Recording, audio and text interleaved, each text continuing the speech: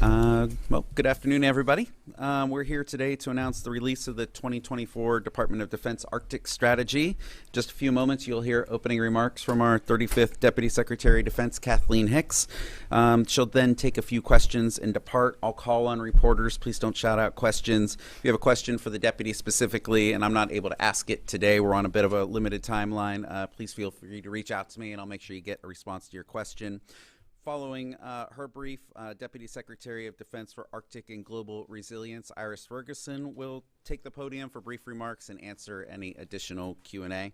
As you're well aware, the briefing's on record and live streamed, and with that, I'll turn it over to Deputy Secretary Hicks. Great. Thank you very much to Eric, and good afternoon, everyone. So it's a big pleasure to be with you here today to talk about the Department of Defense's new Arctic strategy, which Secretary Austin recently signed. Let me begin by expressing my gratitude to Deputy Assistant Secretary of Defense Iris Ferguson and her team for their leadership in crafting this important and influential guidance. The Arctic region of the United States is critical to the defense of our homeland, the protection of U.S. national sovereignty, and the preservation of our defense treaty commitments. It's home to significant defense infrastructure important for homeland defense and projecting global power. Radars and sensors in Alaska detect threats to the homeland, and Alaska's strategic location places it at the crossroads between the Indo-Pacific and Europe. Our Arctic strategy will guide the department's efforts to ensure that the Arctic remains a secure and stable region. And now is a critical time in the region. Climate change is fundamentally altering the Arctic, and with it, geopolitics and U.S. defense missions. The readiness of our forces for those missions is always foremost on our minds, and that's why for decades, across Republican and Democratic administrations, the department has been seeking to ensure our military capabilities can meet the mark, even in the face of a changing climate. Climate change and the resulting shifts in the operating environment require us to rethink how we best protect our warfighters and prevent conflict. This transformation affects how we support our allies and partners, and it impacts our ability to deter and, if needed, defeat our adversaries. And that's exactly what this new Arctic strategy takes into account. The Arctic is strategically vital to U.S. national security. Our forces can reach about any theater in the Northern Hemisphere by way of the Arctic. Yet melting Arctic ice caps are opening new shipping lanes and attracting increased interest and activity from both the People's Republic of China and Russia. While not an Arctic state, the PRC seeks greater influence in the region, greater access to the region, and a greater say in its governance. That's concerning, given that it's the only strategic competitor with the will and increasingly the wherewithal to remake the international order. That's why you hear us refer to the PRC as our pacing challenge. At the same time, Russia continues to pose an acute threat to security and stability in the region.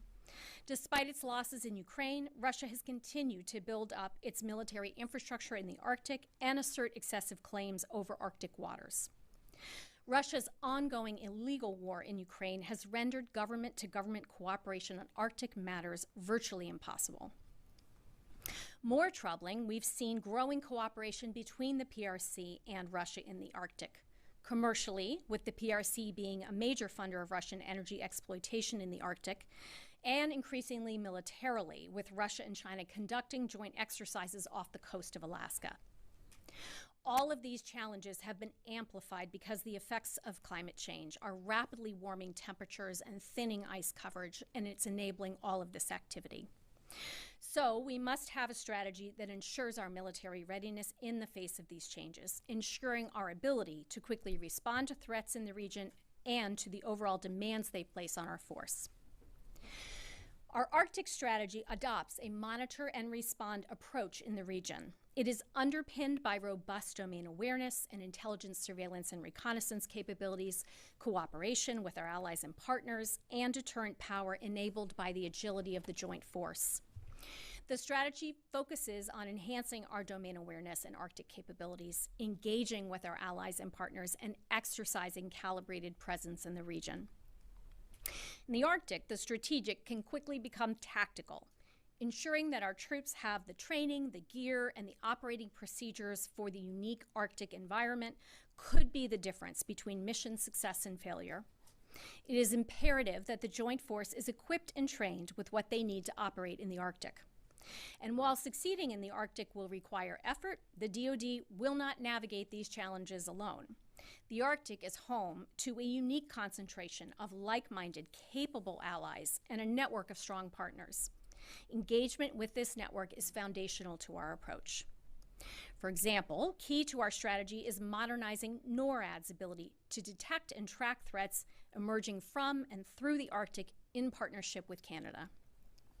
And as we saw at the Washington Summit 2 weeks ago, the historic accession of Finland and Sweden to the NATO alliance not only makes them safer, but it makes our alliance stronger, including in the high north.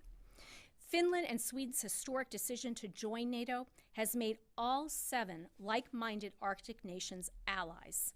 We will continue to train and exercise alongside each other, strengthening deterrence, deepening cooperation, and ensuring our shared security in the Arctic.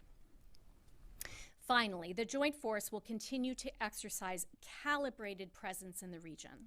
This will include not only regular training and exercises that improve the Joint Force's ability to operate in the difficult Arctic environment, but also the day-to-day operations that underpin defense and deterrence in the region. This is especially the case in Alaska, where day in and day out, the Joint Force is executing the vital Homeland Defense mission. Rest assured that the Department is investing in the Arctic across all domains. We've invested in ground and air capabilities and infrastructure, including in the development of a system of sensors that will provide enhanced air and maritime domain awareness, and in extreme cold weather equipment and gear. We've invested in space capabilities that further improve domain awareness and provide a clear picture of the Arctic operating environment. And we've invested in the maritime domain. In fact, the Navy has launched several research and development efforts to enhance capabilities that enable more accurate modeling and predictions of the Arctic domain. The Department of Defense is not acting alone. Advancing this strategy is part of a whole-of-government effort to protect U.S. interests in the Arctic. For example, the Department of Defense supports the U.S. Coast Guard's program to strengthen U.S. icebreaking capability by procuring 3 new polar security cutters. And in fact, the United States, Canada, and Finland recently announced our intent to collaborate on icebreaker production, which is yet another example of the type of cooperation we can leverage. While it's important to note that the Department doesn't budget by region, we will continue to invest in ways that enable the Joint Force to deploy at the time and place of our choosing to defend U.S. national interests. As the Arctic security environment continues to evolve, DoD remains ready to adapt to protect our national interests. This new Arctic strategy is an important step forward in ensuring that the Arctic remains stable and secure now and into the future. I'd like to once again thank Deputy Assistant Secretary Ferguson for her work and the tireless work of her team in developing this strategy. She'll follow up with more details about the strategy, but first I am happy to take a few questions. Thank you. Thank you, Deputy Secretary. Lita Bowdor from Associated Press. Thank you. Thanks for doing this. You've mentioned investment a lot, and we've frankly been hearing for the last more than 10 years about the need for greater investment in the Arctic, including greater sensors, et cetera. Can you give us a sense, just from a budgetary perspective, even though you don't budget by region, what has the Pentagon done for investing in the last couple of years since the previous strategy came out?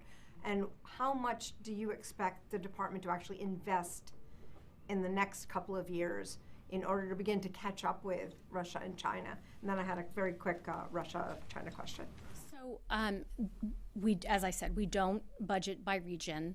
We also don't arms race. So we don't benchmark what we spend or how we invest in capabilities necessarily by the way in which an adversary or a potential competitor chooses to do so. So our approach is about taking the strategy, which we now have, and applying against it the kinds of capabilities we think are important for realizing that strategy. So to that end, the focus on ensuring a stable and secure region, we're very focused, of course, on domain awareness. We're very focused on making sure we can access the region from space down to undersea, Some of those are enduring capabilities you can think of that we've long had. In other areas, as you point out, we want to make increased investments. So those increased investments I mentioned already include the Archer ground-based sensor network. That's that ground-based sensor network I mentioned that we've been investing in recently, the last several years, and over 3 years, it's about $43 million there. We've also been investing in NORAD's long-range radar sites, including significant investment in the supporting infrastructure in the tens of millions of dollars again. We, of course, have been investing in our space base up in Greenland. We've activated the 11th Airborne Division up in Alaska, which I visited in May of 2023 as they were standing up, and they're the Arctic Angels now, really focused, as I said, on making sure at that tactical level that we're training appropriately and investing in the gear and other capabilities needed.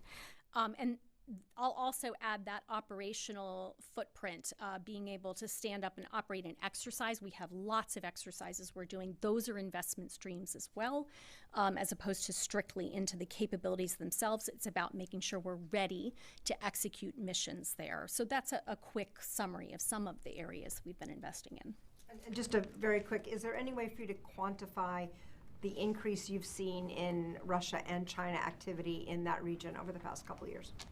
I don't have a way to quantify it. I think what I would say is it's very noticeable and concerning, both individually. The Russians, of course, have, even as they've continued their operation, their war in Ukraine, they've been continuing to invest in their infrastructure throughout the Arctic region that they can access. And then we've seen much more PRC activity, both in terms of so-called research, but because of their civil fusion, we always have concern that there's a military aspect to that, and also in terms of their activities, for instance, with the Russians, in terms of bomber patrols, maritime, et cetera. Okay, we'll move across the room to Alex Horton from the Washington Post. Yeah, thanks for doing this. Sure. So, you spoke a little bit about the infrastructure challenges, but what are some of the regional and infrastructure realities that make operations in this area difficult? You talked about space-based solutions. Though I understand just the nature of satellites past the Arctic Circle makes it really difficult. So how are you trying to get around all of these realities of the region? Sure. So some of our capabilities are immediately applicable, and we want to think about that in a global force sense. How do we balance potential demand in this region versus demand in other regions? But to your point, we know there are cases in which we want to make sure our capabilities can operate in a very harsh Arctic environment. While the climate is changing, it's opening up sea lanes, it's opening up access, but it's not currently warming to the point where it's not noticeably harsh up in the Arctic. So in some cases, we're having to make sure our equipment functions, just as we had to do during everywhere from Desert Storm forward. We had to make sure we had equipment, for instance, that could operate in the desert. We need to make sure that the capabilities that we bring as a joint force can operate in that environment. And without getting into sort of specific systems or details, we also have to check to see to the issue you raised, where we have limitations on accessing all that we want to be able to see in the environment, and making sure we have the capabilities to bring to bear for that. And we're going to have to go to last question. Patrick Tucker from Defense One. Hi, Patrick Tucker from Defense One. So as you just pointed out, the Arctic is becoming more accessible, but it's still a very difficult environment to place human beings, especially for long periods of time. Do recent advances in artificial intelligence and autonomy support this strategy? And if so, how? How does that continuous monitoring mission, for instance, become more practical and easier now because of advances in AI or autonomy? I'll take first kind of uncrewed and autonomy, and then the AI piece. So domain awareness missions are well suited for uncrewed systems approaches in all domains, so sensing missions, ISR, et cetera. So this is a clear area where we can apply some of what we're doing in the department. The features we're looking for there are endurance, not putting humans at risk, again, in a harsh environment, But at the same time, to the point I was just making, you have to ensure that even those uncrewed systems are survivable to long enough at least to endure, or are so inexpensive that their attritable nature is still worth it for the mission you're putting them on. So that means a lot of research and development and testing, and that's where we're focused in this area, looking at the possibilities of where uncrewed systems can bring value. But I think as Replicator has demonstrated, we are ready to kind of catalyze where we can the movement toward these sorts of capabilities and really see their potential. That then links directly, I think, to your question on AI. There are many applications, I think, of AI for the Arctic domain. I think to the prior point on uncrewed systems, AI is ideal at helping us make sense of an environment, pattern recognition, bringing in data and understanding the environment to make better decisions and faster decisions. And this is a space where I think bringing the two together, or just in general being able to leverage AI, can really advantage us. So that's true across our force. We're looking to leverage AI in general, and I think it's a perfect domain in which to understand how and why it brings capability. Okay, thank you very much, Right, Deputy thank Secretary. Thank you very much. Yep. If there's any follow-ups, I'm happy to take those questions and get those answered for you. And then Dasdy Ferguson will be stepping up in just a moment. Thanks.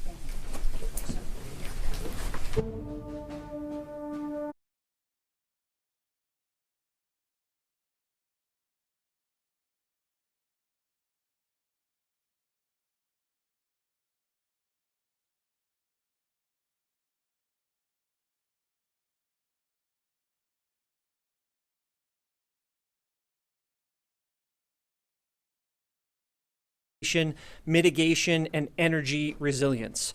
Prior to her current appointment, Dasdy Ferguson was a senior advisor on Arctic and climate security issues for the U.S. Air Force Futures and the Air Force Deputy Chief of Staff for Operations.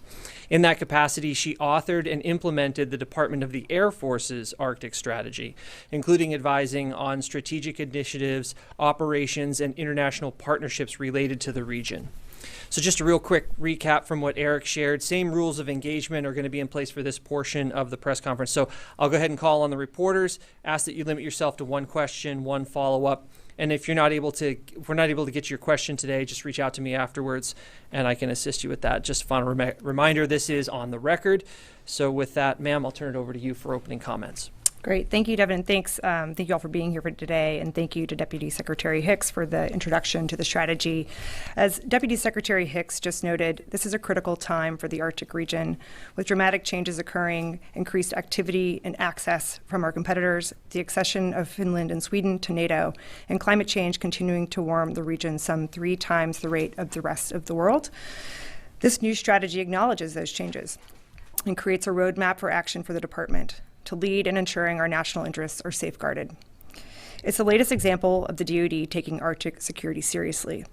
In fact, the reorganization of OSD policy to create the Office of Arctic and Global Resilience 2 years ago was foundational to elevate and integrate Arctic security concerns across the department, especially as they relate to our homeland defense priorities. The Arctic plays an outsized role in defense of the homeland, as the region comprises U.S. territory in Alaska and the northern approach to the homeland. The new strategy guides DoD in taking key steps to defend the homeland, from enhancing our ability to detect threats from and through the Arctic, to collaborating with Canada on modernizing NORAD capabilities, to exercising alongside our NATO allies to hone our readiness for operations in the Arctic region. The goal of executing our Homeland Defense mission underscores each of our 3 E's that Deputy Secretary Hicks mentioned. First, enhance. To defend the homeland, we must improve our domain awareness and enhance our ability to detect and respond with our Canadian allies to threats to the homeland. A key focus for my office is championing investments that will enhance our awareness of threats in the region. We want to make sure that we have the right sensing architecture and the right communications architecture for command and control. We must also deepen our understanding of how climate change is altering the Arctic environment through improved weather forecasting and sea ice prediction to ensure our troops and our platforms are capable of operating in conditions they may encounter. Second, engage. Our strong network of partners, including Arctic allies, federal, state, local, and tribal partners, are key stakeholders in securing the Arctic in our homeland. From the communities that host our bases and troops in Alaska To our colleagues in the U.S. Coast Guard and the Department of Homeland Security, we all have a role to play to maintain the stability of the Arctic region. Third, exercise. We must enhance our ability to respond should deterrents fail. Exercising tactics and equipment is a prerequisite not only for success, but for survival in the unique Arctic environment.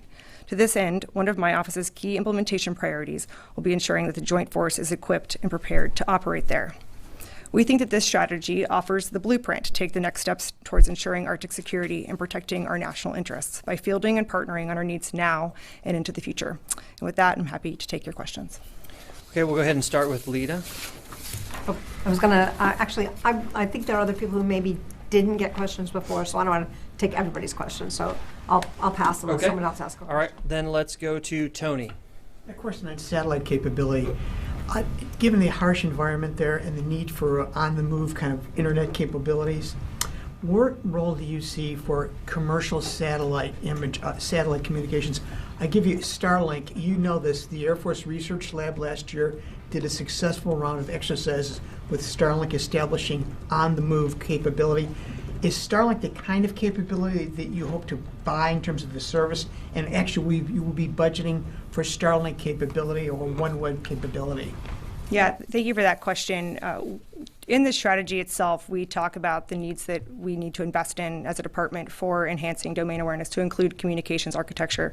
Communication architecture is so critical for the Arctic region for our operators. It's an area that we haven't invested in to date as much because of the geo-inclination, or our inclination of our geosynchronous orbits. We have to actively invest in the Arctic region in particular. We've been working over the last several years to leverage these kind of commercial assets to include the testing and development that you were talking about with our Air Force Research Lab.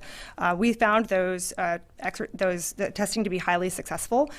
We have Starlink, SpaceX, and OneWeb right now on contract with our commercial SATCOM office, so our departments and agencies are able to procure services right now. But what we're trying to do is field the hybrid SATCOM terminals for our users so that they can access multiple constellations. That's the next round. You have the satellite capabilities and the commercial capacity, but you need the users to have their terminals to be able to access it. So that's the testing that we're going through this coming next summer, is looking at the terminals that could access multiple constellations at once. Can I just a follow-up? They're part of that commercial satellite office. I know they get task orders. Are they getting task orders for specific Arctic operational exercises? Yeah, I'll have to take that specific question back because I'm not familiar with that level of specificity. Okay, thank you. Okay, great. Let's go to the phones. We've got folks joining on the phone. Let's go to Justin Katz, Breaking Defense. Hi, thank you for doing this. I wanted to ask about Ice Pact, as the Deputy Secretary mentioned.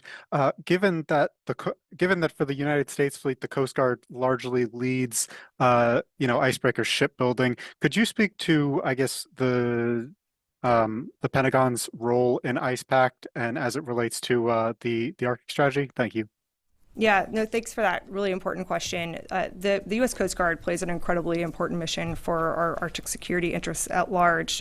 They provide really critical assets for disaster response. They provide a lot of presence for us in the Arctic region, and we very much support their goal to acquire icebreaker capacity, including their goal to have 3 polar security cutters. We've been following the partnership announcement closely with U.S., Finland, and Canada to cooperate on the construction and build of icebreakers, and we think this is the kind of cooperation that we should be leaning into more. We really need to be leaning into our allies and partners effectively. They have high levels of proficiency and high levels of capability as Arctic nations, and we can only do better by collectively working with one another. Okay, great. Let's come back in the room. We'll go Idris. Just a follow-up from what Lita asked earlier, how would you define China's sort of progress in the Arctic? Is it a consistent trajectory? Is it rapid progress? And in terms of long-term competitor in the Arctic, is that still Russia, or would you now see China rising above them in the long term? Yeah, I think for China, we see them having a strategic interest in the Arctic. We see that being something that they've said over the last decade. They, in their strategic documents, continue to have the Arctic as an area where they want to explore, where we see see them as trying to internationalize the Arctic region to kind of turn it into a bit of a global commons so that they can have access and governance there. The Arctic is primarily governed by the jurisdiction of sovereign states, but I think China has interest in trying to influence it meaningfully. They have 3 icebreakers. We know that they are often operating under the guise of scientific research, but that much of that research is going towards military use. We see them operating more regularly in the last several years from a military perspective. Even just a couple of weeks ago, there were several Chinese warships off of the coast of Alaska. For us, we've seen them operating closely with the Russians on occasion with combined exercises off the coast of Alaska. We're keeping a watchful eye on their on how they're developing their capacity for operating in the region. And I think, as we say in the department, they are our long-term pacing challenge. And I think that includes in the Arctic. Okay, thanks. Let's go back to the phones. We'll go to Haley Britsky at CNN. Hi, thank you for doing this. I'm sorry if this has already been touched on. I've been breaking in and out a little bit, but I just want to clarify, because I know there have been a few years, of course, of Arctic strategies. So what specifically in this Arctic strategy is a little bit different than last year? Are there any major changes or I guess redirections on going forward, what this is going to look like? I think it's a really important question. The difference is, there's several differences. The first is how we articulate the strategic environment. We call out the Chinese involvement in the Arctic region as an area of concern. We talk about Russia's acute threat to us in our homeland within the strategy. We talk about the PRC and Russia collaborating for the first time in this document. The accession of Finland and Sweden to NATO is also new since 2019, which was the last time a strategy was released. And we talk about the undercurrent of climate change, which is impacting all of our activity and all of the human activity that's being allowed to take place in the region. The other thing that's different about this strategy is that we really dive into the ways and means effectively. We really are trying to get after the investments that we need to be able to effectively monitor and respond. We try to be very specific in the domain awareness needs that we have, the communications architecture, the ISR architecture, the weather forecasting, to try to lend some prioritization to resourcing in the region to provide the enabling capabilities for our joint force to effectively operate.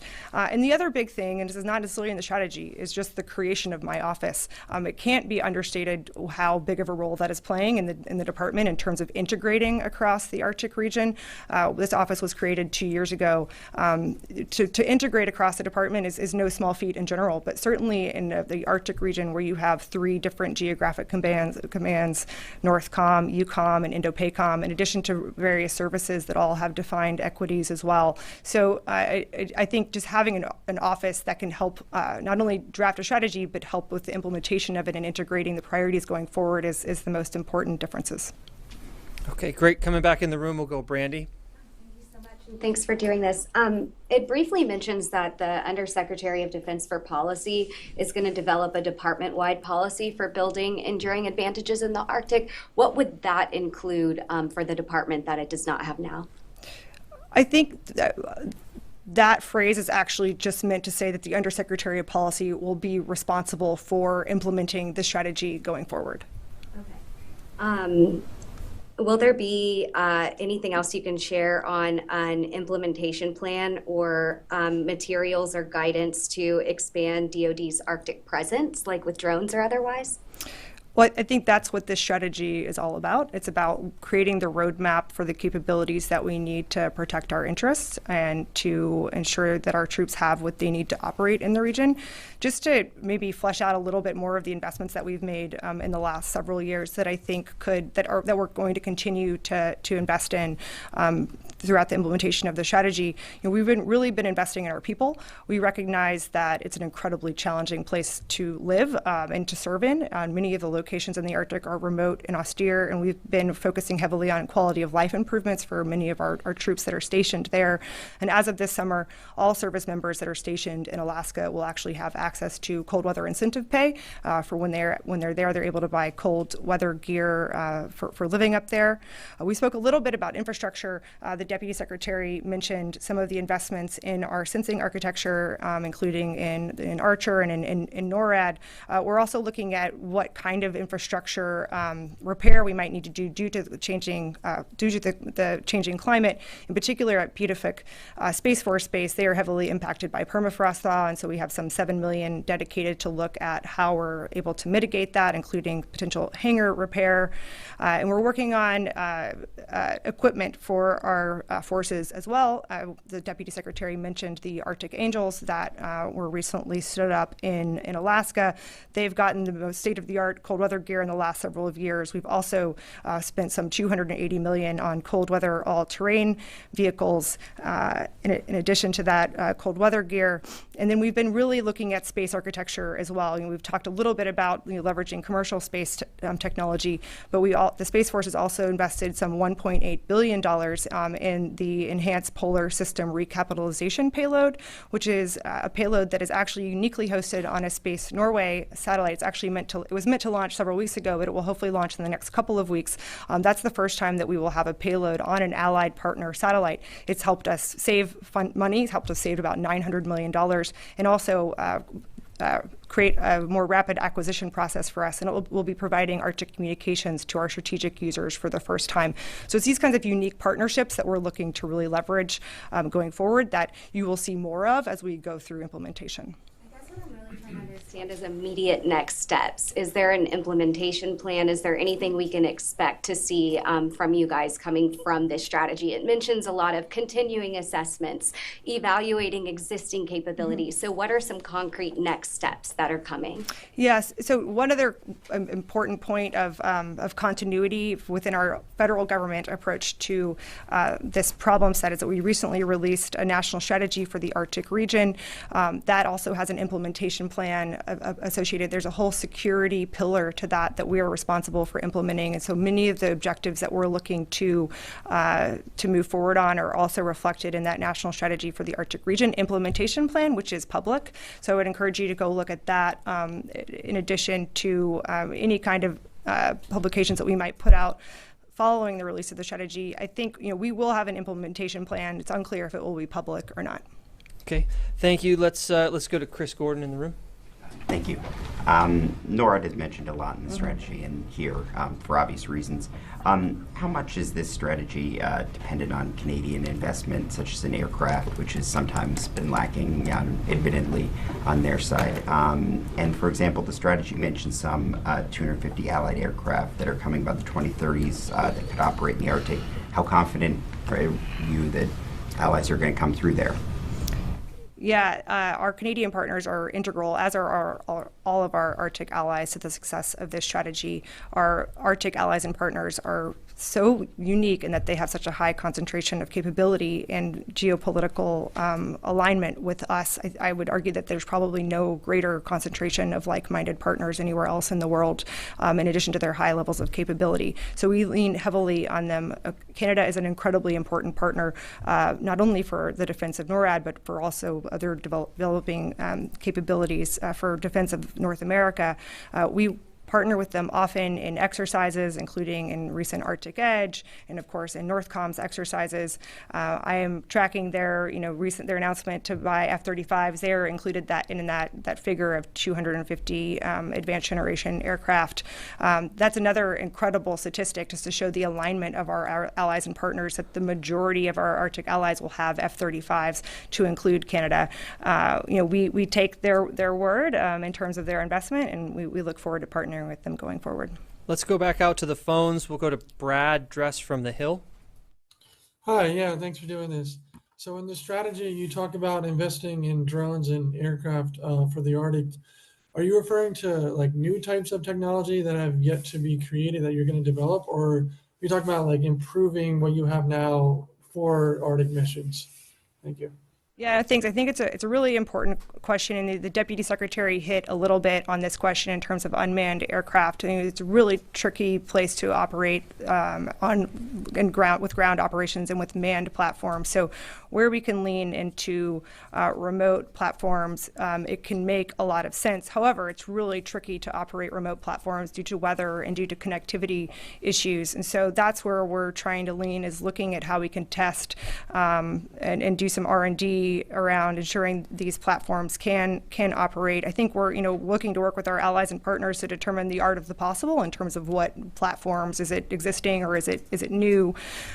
Just to briefly fill out as well on the AI question, I think that's also really important. It's trying to look at how we can use our machine learning to better interpret a really complicated landscape where we don't necessarily have as much data as we wish. A couple of examples where we've done that to effect recently is looking at Coast Guard imagery.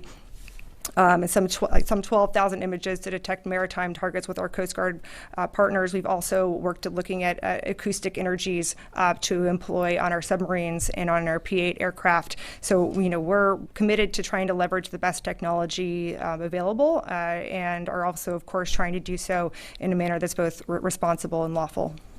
Yes, sir, in the back. Real quick, if a future presidential administration were to close the National Oceanic and Atmospheric Administration, how would that affect DoD's ability to operate in the Arctic and this strategy? Yeah, I'd have to defer, questions on agencies to that agency itself. We do lean on NOAA pretty heavily right now with our Arctic weather forecasting. We work very closely with our Air Force weather community, but also our naval weather community works closely with NOAA to detect weather forecasting and for ice forecasting. The program that Deputy Secretary Hicks mentioned that the Navy is investing in to look at different ice pack concentrations, especially at nighttime, which has actually been a challenge for our forecasters. That is a NOAA program that we're partnering with them on, but I would have to defer to NOAA on that. Is it fair to say there's a lot of dependency on NOAA for the continuation of current programs? I think it's fair to say that our approach to the Arctic is a whole of government effort, and there's a lot of dependency across the board on various agencies to make sure we do it right. Let's go back to the phones. Patty Nyberg from Task and Purpose. Hi, thanks for taking my question. I'm wondering if you can give us a little bit more details on the nature of military operations you're seeing between Russia and China. Like, are they both supplying the same amount of troops? Is it one country supplying more technology over the other? If you can kind of give us more details. Yeah, I'm assuming you're talking about how they're working with one another in the region. I think we've seen an uptick in their cooperation over the last several of years. We see China investing in a lot of Russian energy in order to not only have them supply the energy to the PRC, but also that is helping embolden some of Russia's activity in Ukraine. We see them exercising diplomatic agreements, including between the Chinese and Russian Coast Guard.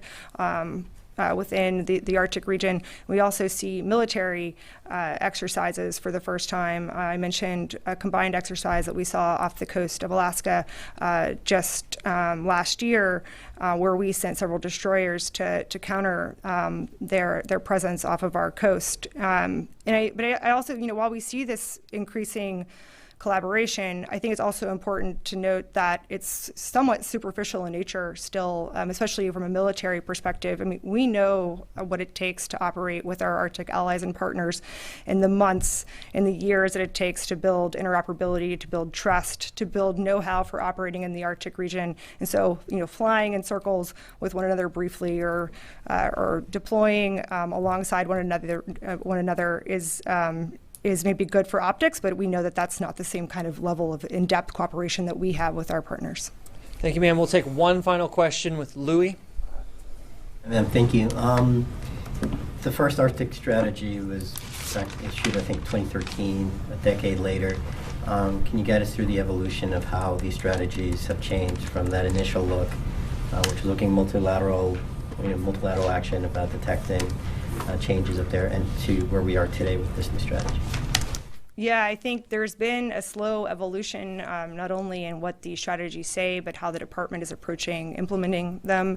The first strategies were kind of acknowledging the challenges of getting after an environment that we had sort of othered for quite some time. We were really heavily focused on the Middle East for a long time.